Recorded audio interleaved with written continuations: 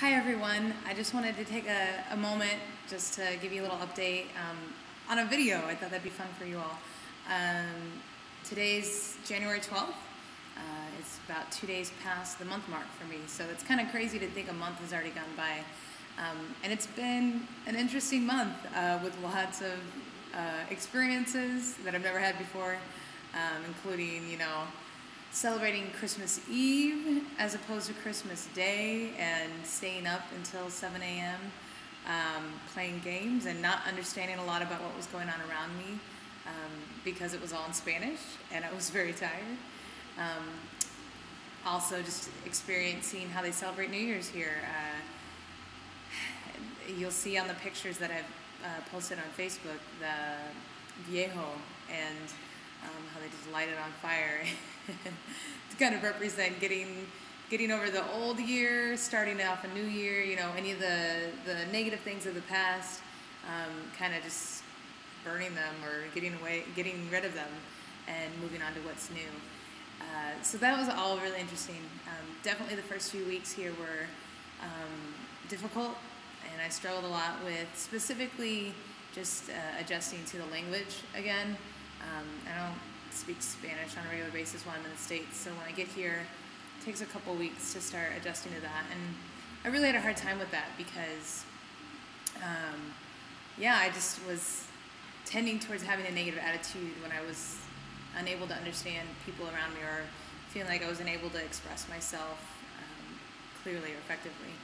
And so, I just found myself thinking oftentimes like, oh, I'm terrible at this and I'm not going to get any better and I'm never going to really completely understand when people are talking to me, and I'm never going to understand, some of the slang and the vocabulary that they use.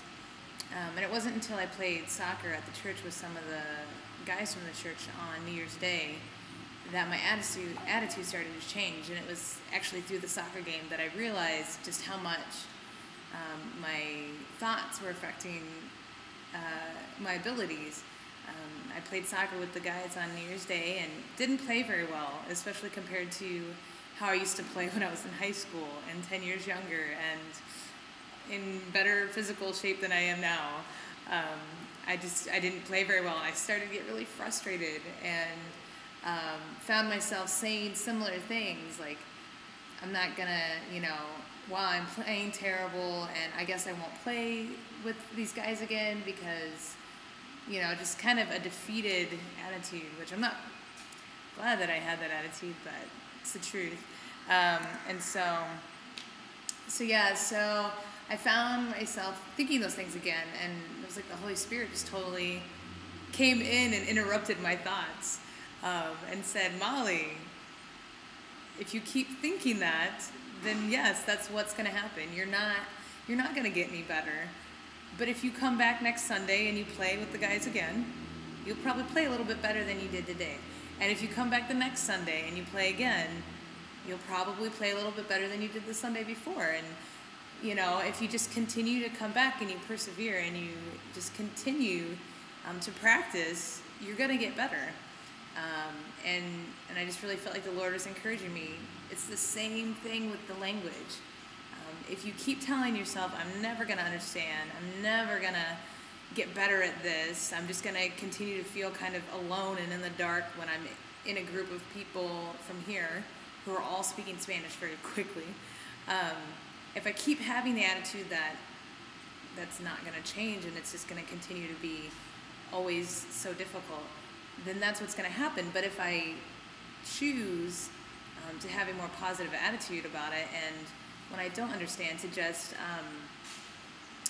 try and persevere and be persistent, then I'm going to get better at it. And thankfully, praise God, these last couple weeks, since that attitude shift, I actually have been able to understand more and not feel quite so disconnected or confused or lost in conversations.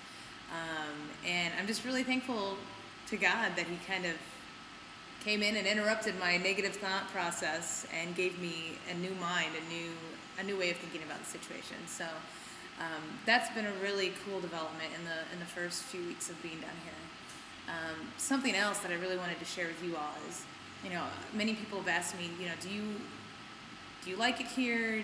Would you want to live here? And I get conflicted about that question because, in general, like the place, I would prefer to live in the United States. And this is what I tell people when they ask me this. But one of the things that I love about being here is that when I am here, I find that my perspective is shifted in a way that I think it should be. I begin to have much more of an eternal perspective, thinking about eternity, thinking about the things that are most important, the things that are going to last when this world ends, and that's people. And the reason why my perspective kind of is pointed in that direction is because in this place, there's so much more pain, so much more suffering, so much more poverty and sadness. I mean, there maybe isn't more, but it's so much more visible because it's right in front of you. I'm sure we have probably an equal amount of pain and suffering in the States in areas, but you don't see it as much. We have a lot of comforts in the States that don't exist here, and we have a lot of services from our government to help people who are struggling in different ways, and that doesn't really exist here. And so just on a daily basis, I see people really hurting or really struggling, and it just gets my mind thinking, man, I can't wait for Jesus to return and to just do away with this world that's kind of a mess, and get rid of all the sadness and all the pain and make things new again. And then immediately after having that thought, I realize, that day won't be a happy day for these people who are suffering now if they don't know who Jesus is, if they haven't heard of Jesus, if they haven't accepted Christ. And so it just kind of shifts my attitude and brings me to a place where I start thinking, you know what, the most important thing is to share the love of God with people and to share the love of Christ with as many people as I possibly can for eternity, because that's the most important thing. So I don't like that the reason why my perspective has changed is because there's so much brokenness here that I can see very clearly, but I appreciate that when I'm here, my heart, it seems to be in a better place, or seems to be reminded of what's most important. I also, being this far away from the States, am able to realize just how much I appreciate my family and my friends, and just all the blessings that I have back in the States with relationships and even just material blessings that God has given me. I learn to appreciate them a lot more when I'm here and don't have them readily available to me. So, those have been the two main developments in these first few weeks, and just ways that God has worked through my struggles to kind of teach me and grow me as a person.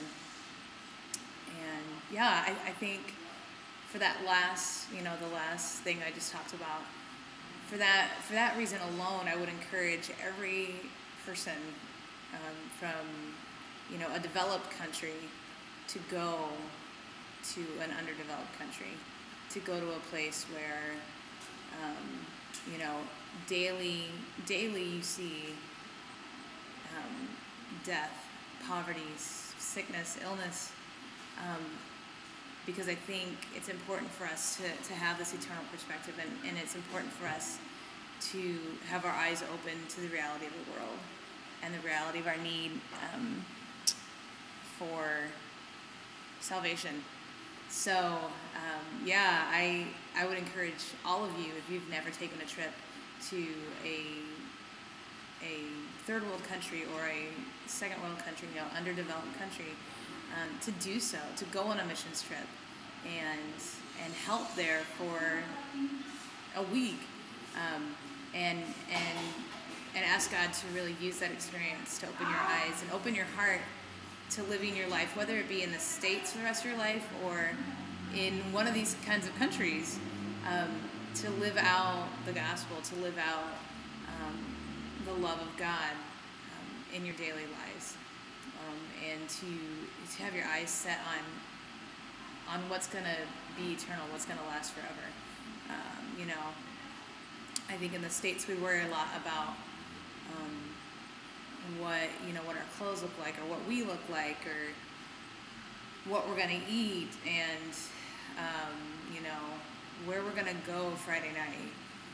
And those things are, fine to have and to take part in or whatever. But in the end, they don't matter, when each of us is on our deathbed, we're not going to be thinking about whether we, wore makeup every day or had really nice clothes. We're going to be thinking about much more important things. So, yeah, I really appreciate that God is using this experience to continually change my perspective and kind of shape my heart towards focusing more on what's most important and worrying less about what really doesn't matter in the end. So, I think that's basically it right now. But I hope you guys enjoy this video, enjoy this little update, and hopefully I'll be able to do another one in a few weeks and just give you another chance to hear how things have developed over the second month that I've been here. Thank you again, all of you, for supporting me and for praying for me, praying for the people down here. Continue to do that, and shoot me an email if you have a prayer request that I can be praying for you for. And we'll just continue working together in this, me here and you there, and God's going to use all of us together to create some good things and do some good work and bring about some really good changes in a lot of people, including you and I. So thank you again, and I hope to talk to you soon. Bye.